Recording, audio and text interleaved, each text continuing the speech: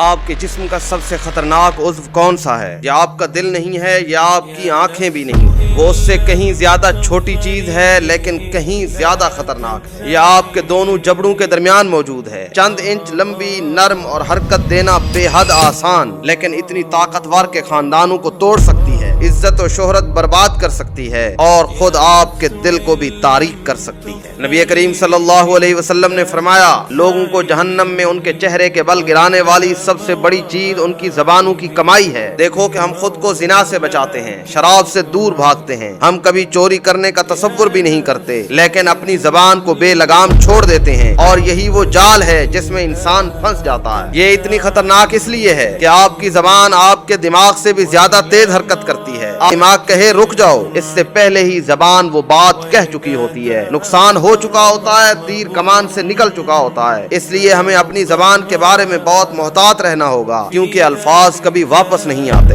اور سب سے خوفناک بات یہ ہے کہ آپ کی زبان اس وقت بھی گناہ کر سکتی ہے جب آپ کا ظاہر نیک نظر آ رہا ہو۔ غیبت کرنا آپ کو صرف دل کی بھڑاس نکالنا محسوس ہوتا ہے، گالیاں یا توہین آپ کو مذاق لگتی ہیں، جھوٹ آپ کو چھوٹی سی بات محسوس ہوتا ہے، اور چغلی و فضول باتیں صرف گفتگو معلوم ہوتی ہیں، اور آپ مسکراتے ہوئے گناہ کر لیتے ہیں، لیکن فرشتے تو اسے لکھ رہے ہوتے ہیں۔ لیکن ایک حیرت انگیز حقیقت اس کے الٹ بھی ہے، وہی زبان جو انسان کو تباہ کر سکتی ہے، وہی زبان اسے نجات بھی دلا سکتی ہے، صرف ایک کلمے سے، لا الہ الا اللہ، ایک معذرت سے، ایک دعا سے، ایک مناجات اور ایک توبہ سے، ایک دل سے کہے گئے استغفر اللہ سے، اور ایک ایسا محبت بھرا لفظ جو کسی غم زدہ دل کو سہارا دے اور اللہ اسے پسند فرمائے۔ زبان ایک ہتھیار ہے، لیکن یہی زبان نجات کی کنجی بھی بن سکتی ہے۔ ایک سادہ سا اصول جو آپ کی آخرت کی حفاظت کر سکتا ہے۔ بولنے سے پہلے خود سے پوچھیں، کیا یہ میری بات اللہ کے سامنے پڑھی جائے تو اسے سن کر فخر ہوگا؟ اگر جواب نہیں ہے تو اس جملے کو اپنی زبان پر ہی ختم کر دیں، اس سے پہلے کہ وہ آپ کی آخرت کو نقصان پہنچا دے۔ خاموشی نے کبھی کسی کو نقصان نہیں پہنچایا، لیکن الفاظ نے قوموں کو تباہ کر دیا، خاندانوں کو اجاڑ کر رکھ دیا۔ نبی کریم صلی اللہ علیہ وسلم نے فرمایا، جو شخص مجھے اپنے دونوں جبڑوں کے درمیان والی چیز یعنی اپنی زبان اور اپنی دونوں ٹانگوں کے درمیان والی چیز یعنی اپنی شرمگاہ کی ضمانت دے، میں محمد الرسول اللہ صلی اللہ علیہ وسلم اسے جنت کی ضمانت دیتا ہوں۔ آپ کی زبان آپ کی جنت کے راستے کا ایک اہم حصہ ہے، اس کی ایسے حفاظت کریں جیسے آپ کی زندگی اسی پر منحصر ہو، کیونکہ حقیقت یہی ہے کہ آپ کی آخرت آپ کی اسی زبان سے وابستہ ہے۔